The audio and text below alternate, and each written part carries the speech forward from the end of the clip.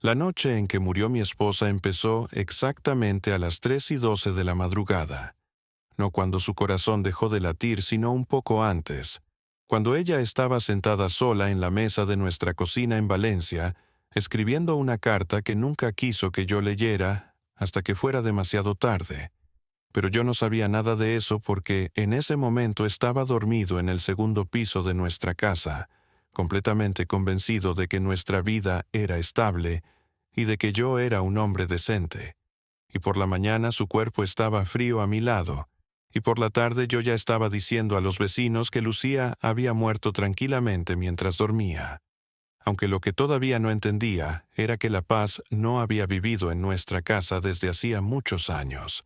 Me llamo Miguel Ortega, y tengo 72 años, y durante la mayor parte de mi vida creí que era el tipo de hombre correcto, el tipo de hombre que se queda, que trabaja duro, que paga la hipoteca a tiempo y que no abandona a su familia cuando las cosas se ponen difíciles. Crecí en hogares de acogida donde el cariño era temporal y el control era supervivencia, y por eso construí toda mi identidad alrededor de una idea muy simple: ser fiable.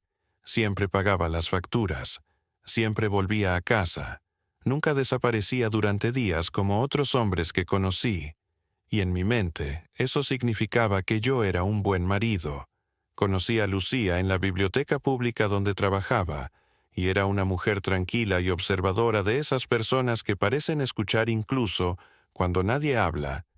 La primera vez que me miró lo hizo como si yo ya importara, antes de haber demostrado que lo merecía.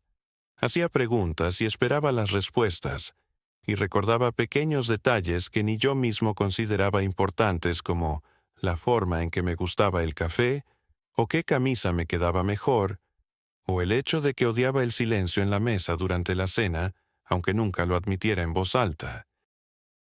Poco a poco fue poniendo orden en mi vida, pero lo hizo de una forma tan silenciosa que terminé creyendo que ese orden siempre había estado ahí. Las camisas dobladas, la comida preparada, la calma cuando discutíamos. Todo empezó a parecer algo natural, como si fuera parte de la casa, como la electricidad o el agua del grifo. Y cuando algo se vuelve invisible durante demasiado tiempo, uno deja de agradecerlo. Cuando el trabajo iba mal, yo llegaba a casa cargado de frustración y la dejaba caer en el aire del salón como humo. Corregía su tono, minimizaba sus preocupaciones, y aún así siempre encontraba una excusa para sentirme mejor conmigo mismo. Yo no bebía demasiado, no engañaba a mi esposa, y nunca desaparecía durante días. Así que me repetía una historia cómoda. Hay hombres mucho peores que yo. Cuando nació nuestra hija Clara, me prometí que sería diferente a los hombres que me habían criado, y lo decía en serio porque amaba a esa niña, con una intensidad que incluso me asustaba. Pero hay algo que tardé décadas en entender, y es que el amor sin responsabilidad emocional también puede hacer daño. Empecé a trabajar cada vez más horas, diciendo que lo hacía para construir el futuro de Clara, mientras Lucía cargaba con todo lo demás: citas médicas, reuniones en el colegio, cumpleaños, las pequeñas crisis emocionales que mantienen una casa funcionando. Yo lo llamaba reparto de tareas, pero en realidad era reparto de peso, y casi todo recaía sobre ella. La noche en que levanté la mano fue tan ordinaria que cualquiera podría olvidarla. Clara tenía 16 años, y Lucía me pidió que sacara la basura. Yo había tenido un día terrible en el trabajo y estaba irritado, buscando inconscientemente algún lugar donde descargar esa tensión. Y cuando repitió la petición sentí una ola de rabia subir por el pecho, y antes de pensar ya la había empujado. Fue un solo golpe, un segundo, nada más. Lucía retrocedió un paso. Me miró con una calma que todavía hoy me persigue, y dijo en voz baja: «Miguel, no vuelvas a hacer eso nunca». La adrenalina desapareció inmediatamente. Pedí perdón, lloré, prometí que nunca volvería a pasar, y ella me perdonó. Y porque ella me perdonó, me conté la historia más peligrosa que un hombre puede contarse: que el problema había terminado.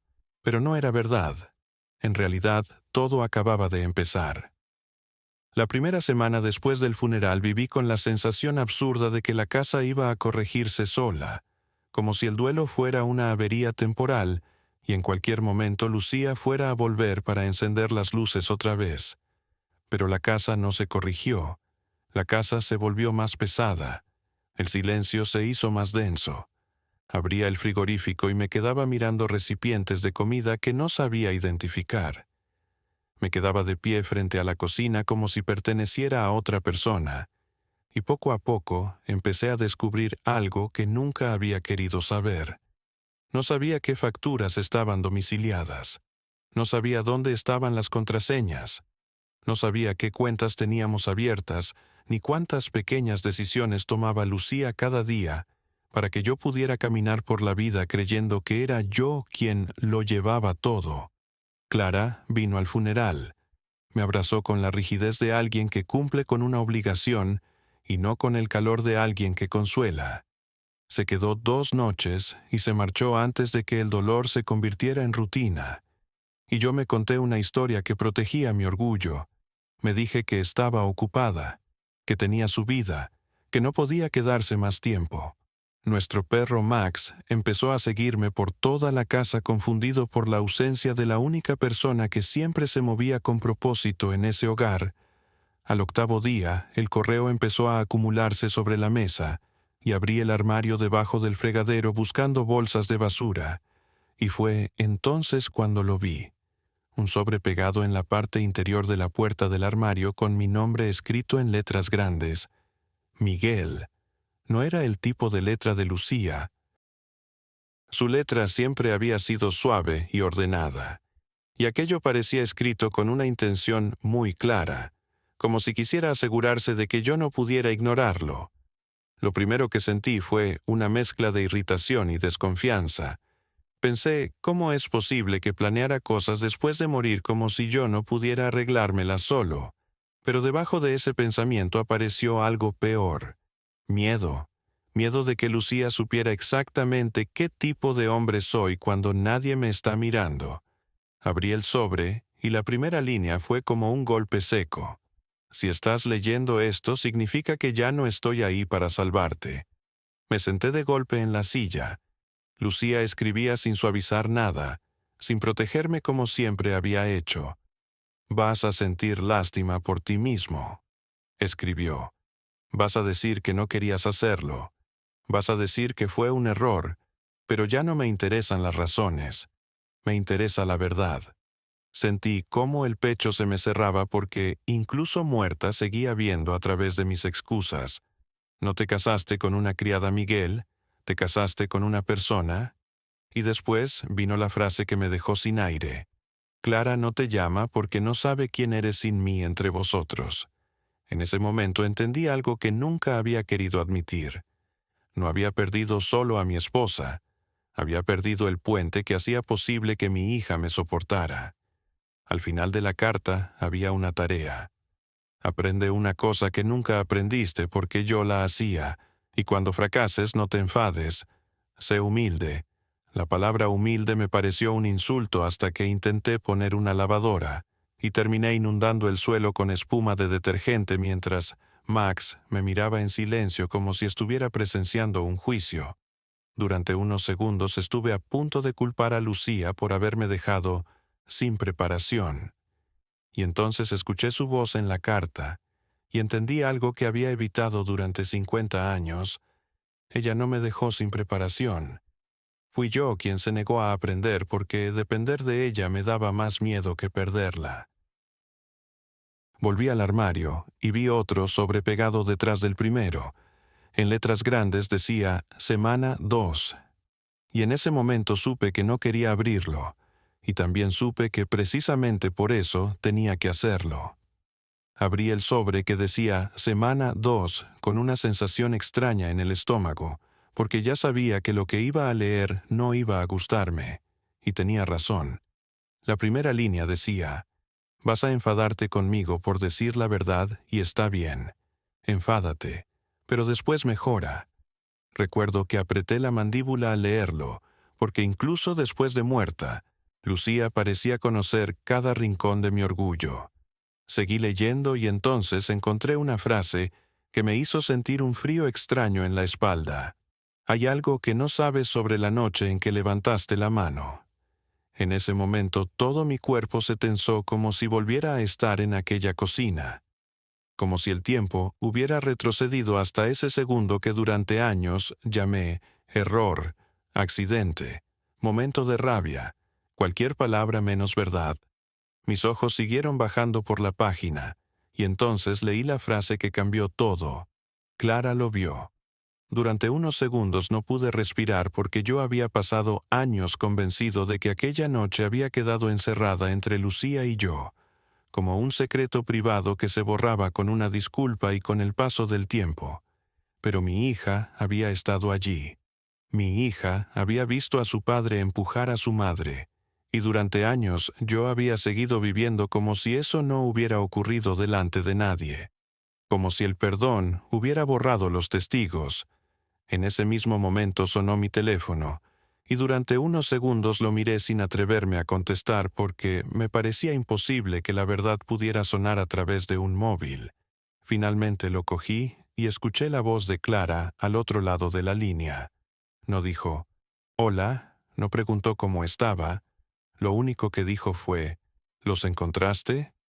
Yo intenté hacerme el confundido, pero ella me cortó inmediatamente. «Los sobres», dijo. «Mamá me dijo que los dejaría». Mi boca se quedó seca. «¿Te dijo?», pregunté. Y Clara respondió con una tranquilidad que solo tiene alguien que ya ha llorado todas sus lágrimas hace mucho tiempo. «Me lo dijo hace un año». En ese momento sentí algo parecido a vértigo, porque significaba que Lucía llevaba más tiempo preparando todo aquello del que yo podía imaginar. Me dijo que cuando ella no estuviera tú, tendrías que enfrentarte a ti mismo por fin, continuó Clara. Me pidió que no te rescatara, que no te ayudara a suavizarlo, solo que te dejara leer. Después añadió algo que me atravesó como una aguja. Lee el sobre de la semana 2 completo antes de volver a llamarme, y colgó. Me quedé sentado en la cocina con el papel en la mano sintiendo que algo dentro de mi vida empezaba a moverse de una manera que ya no podía controlar. Seguí leyendo la carta, y Lucía me dirigía hacia cosas que yo nunca había visto. Mencionaba un correo antiguo que Clara le había escrito años atrás. Hablaba de un mensaje enviado una década antes con un asunto que me hizo arder la cara cuando lo leí, porque significaba que mi hija había dejado de confiar en mí mucho antes de que yo me diera cuenta. En ese correo, Clara decía que no podía seguir visitando la casa si yo estaba allí. Decía que no podía seguir fingiendo que éramos una familia normal, mientras veía a su madre sonreír como si todo estuviera bien cuando en realidad sus manos empezaban a temblar. Cada vez que yo levantaba la voz, manos temblando, leí esa frase varias veces porque no recordaba haber visto nunca esas manos temblar. Y fue entonces cuando entendí algo que me golpeó con fuerza. No recordaba muchas cosas importantes porque yo no era la persona que vivía alerta dentro de esa casa. Debajo del correo había otra respuesta, esta vez del Padre Santiago de nuestra parroquia, y el hecho de ver su nombre allí me produjo una sensación incómoda, porque significaba que otras personas sabían cosas que yo siempre había considerado privadas. Mi historia de solo una mala noche tenía sombras fuera de nuestras paredes. Había notas de terapia, palabras como ansiedad, hipervigilancia, adaptación emocional, y una frase que me hizo sentir náuseas. El miedo puede existir incluso sin golpes. Durante años me había aferrado a la idea de que como nunca volví a tocarla, entonces todo estaba bien. Pero esa frase dejaba claro algo que nunca quise entender. La seguridad no es solo la ausencia de violencia, también es la ausencia de miedo. Y según aquellas páginas, Lucía había vivido durante décadas, esperando que algo pudiera volver a ocurrir. Uno de los sobres me enviaba a algo que el antiguo yo habría considerado humillante. Un grupo de control de ira en el sótano de un centro comunitario de Valencia. Recuerdo que al principio incluso solté una pequeña risa amarga, porque durante toda mi vida había evitado cualquier situación que pudiera hacerme sentir expuesto o juzgado. Pero entonces recordé algo que Lucía escribió en una de las cartas, que la vergüenza siempre había sido mi excusa favorita para no cambiar nada. Así que fui. El sótano olía a café quemado y a cansancio antiguo. Había sillas plegables formando un círculo y luces fluorescentes que hacían que todos parecieran más cansados de lo que realmente estaban. Entré, esperando encontrar monstruos, y lo que encontré fueron espejos, hombres que decían que habían sido provocados, hombres que insistían en que habían sido faltados al respeto, hombres que hablaban del estrés como si el estrés hubiera sido el que levantó la mano, y ellos solo hubieran estado allí. Como si fueran un arma que alguien más disparó. El facilitador no me preguntó por mi infancia ni por mis sentimientos. Me preguntó algo mucho más incómodo. Me pidió mi nombre y la razón por la que estaba allí. Durante unos segundos mi boca intentó construir una versión más suave de la historia. Una versión donde yo todavía quedara como una persona razonable. Pero entonces recordé otra frase de Lucía. No razones. Solo verdad. Así que dije algo que nunca había dicho en voz alta delante de desconocidos. Dije, estoy aquí porque asusté a mi familia. Durante unos segundos el silencio fue total. No era un silencio de juicio, era un silencio de reconocimiento. Y ese silencio fue peor porque significaba que no podía esconderme detrás de su desprecio. Volví la semana siguiente y la siguiente, y después, otra vez, 4 jueves seguidos escuchando las mismas excusas con diferentes palabras, hasta que empecé a reconocer mi propia lógica saliendo de la boca de otros hombres, y aquello me revolvió el estómago. Después de la 4ª reunión, el padre Santiago me esperaba fuera, con un sobre pequeño escrito con la letra de Clara. Dentro había una tarjeta simple que decía: si estás leyendo esto significa que no abandonaste cuando empezó a ser incómodo, y eso importa. En la parte de atrás había una dirección y una hora. Un café a medio camino entre nuestras casas. El sábado llegué demasiado temprano y me quedé sentado en el coche agarrando el volante como si estuviera esperando un juicio. A las 9:58, mi teléfono vibró con un mensaje de un número que no tenía guardado. No intentes abrazarme. Solo Clara podía ser tan directa. Ella entró exactamente a las 10:01 y parecía mayor de lo que recordaba. Más firme, más segura. Pero también había algo en su mirada que me escaneaba como si todavía buscara señales de peligro. Se sentó frente a mí y deslizó una carpeta sobre la mesa. Mamá dejó copias, dijo. Facturas, cuentas, contraseñas y otras cosas. Yo esperaba algo parecido a una reconciliación, o al menos un gesto de cercanía, pero Clara no estaba allí para eso. Estaba allí para algo mucho más difícil. Estaba allí para la verdad. Me miró fijamente y dijo, «Dilo». Yo no entendí al principio, y ella continuó. Sin pero, sin excusas, sin decir que estabas cansado o estresado. Dilo completo. Mi orgullo empezó a levantarse como siempre hacía.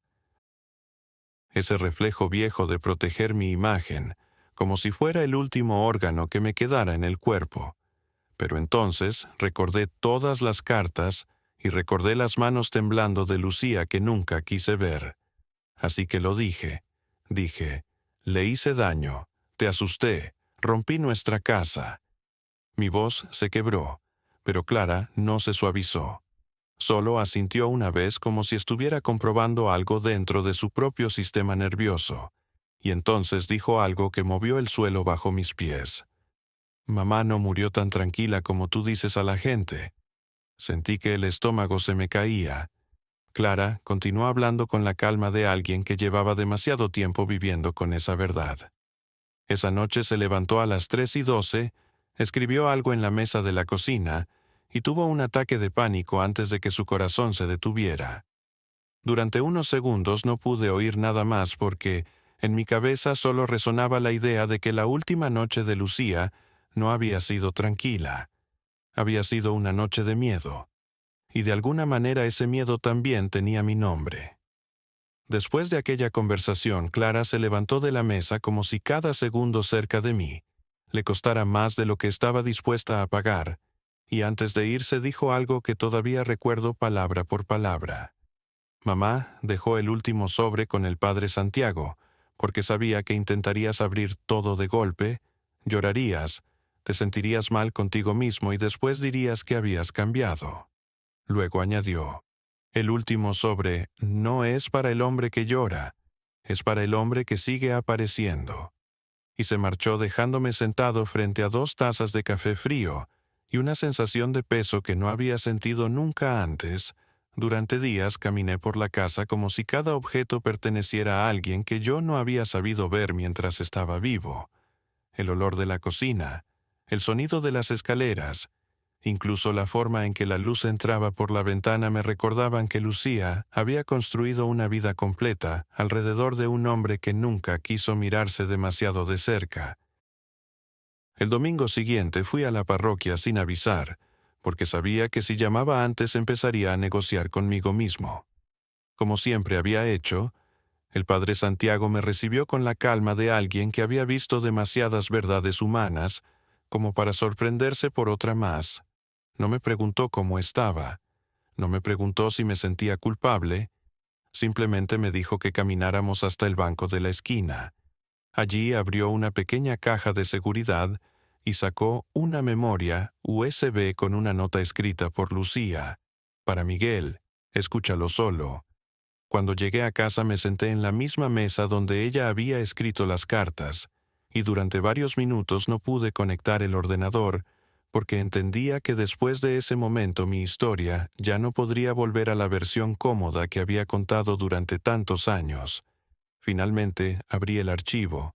¿Era un video? Lucía apareció en la pantalla sentada en nuestra cocina con la misma luz de la mañana que tantas veces había ignorado. Su voz era tranquila pero firme. «Hola, Miguel», dijo. «Si estás viendo esto, significa que ya no estoy ahí, y probablemente ya habrás llorado, y tal vez incluso hayas dicho que me amabas». Hizo una pequeña pausa antes de continuar. «Yo creo que me amabas, pero amar no es lo mismo que respetar». Sentí cómo la garganta se me cerraba, porque esas palabras desmontaban todas las historias que yo había usado para sentirme mejor conmigo mismo. Lucía continuó hablando con una claridad que nunca había tenido cuando estábamos cara a cara. «Estoy grabando esto porque no quiero que después de mi muerte reescribas nuestra vida convirtiéndote en el marido triste que perdió a su esposa perfecta». Entonces dijo algo que me atravesó con una precisión terrible. «La noche en que levantaste la mano no solo me hiciste daño a mí. Le enseñaste a Clara que el amor puede ser peligroso». Sentí náuseas al escuchar esa frase porque durante años había defendido la idea de que había sido un solo momento, un error aislado. Lucía negó ligeramente con la cabeza como si pudiera escuchar mis pensamientos. «No volviste a golpearme», dijo. «Pero me seguiste asustando con tu tono, con tus silencios, con la forma en que el aire cambiaba cuando no conseguías lo que querías». Después añadió algo que nunca había entendido antes. «La gente cree que el abuso son solo manos, pero a veces el abuso es una habitación donde todos dejan de respirar». El video terminó con una frase que cambió completamente el camino que tenía delante. «Di la verdad en voz alta», dijo Lucía mirándome directamente a los ojos a través de la pantalla. «No para castigarte, sino porque Clara merece testigos y tú necesitas vivir en un mundo donde no seas el héroe de tu propia historia». Al día siguiente volví a la parroquia y el padre Santiago me miró durante unos segundos antes de decir una sola palabra. «¿Estás listo?» Entendí que listo significaba algo muy concreto. Significaba estar dispuesto a perder la única cosa que había protegido durante toda mi vida, mi imagen. Me dijo que esa noche habría una pequeña reunión de vecinos y amigos de Lucía en el salón de la parroquia. Gente que la había conocido durante años, gente que había visto partes de su vida que yo nunca había querido mirar. Algunos te odiarán, dijo el padre Santiago con absoluta tranquilidad. No morirás por eso. Me mostró el último sobre, pero no me lo dio. Si quieres leerlo, tendrás que decir la verdad delante de todos. Esa tarde caminé por las calles de Valencia sintiendo que cada paso pesaba más que el anterior. Cuando llegó la noche entré en el salón parroquial y vi caras conocidas, vecinos, matrimonios mayores, una mujer en la segunda fila con los brazos cruzados como si hubiera estado esperando años a que alguien dijera algo que todos sabían pero nadie nombraba. Clara estaba al fondo de la sala, lejos de mí, sin sonreír, sin acercarse, simplemente presente. El padre Santiago me presentó con una frase corta. Miguel quiere decir algo. El silencio que siguió fue tan denso que por un segundo pensé en huir como había hecho tantas veces en mi vida. Pero recordé el video de Lucía y supe que si volvía a callar todo aquello no habría servido para nada.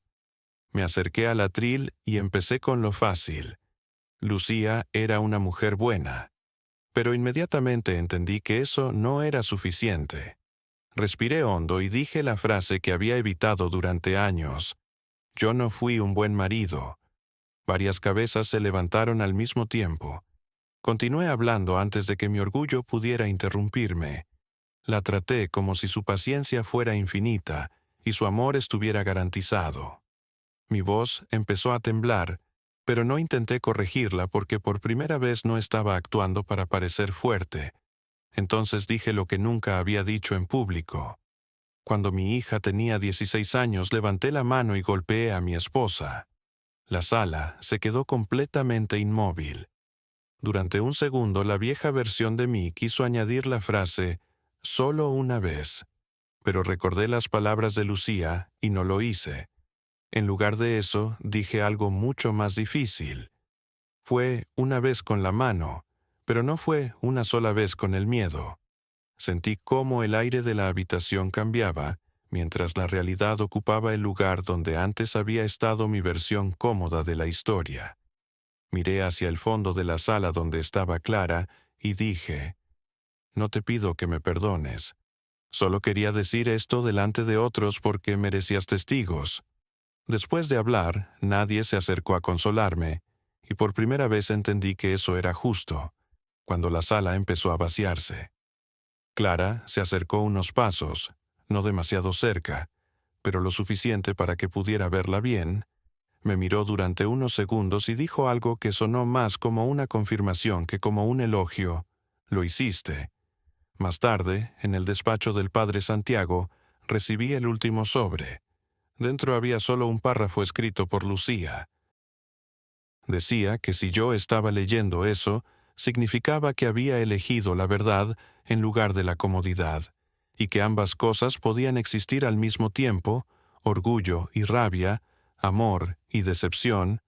Después venía la última petición: entrega la casa a Clara, no lo llames generosidad, llámalo reparación. Cuando salí de la parroquia, Clara estaba de pie junto a su coche con las llaves en la mano como si estuviera decidiendo si desaparecer otra vez.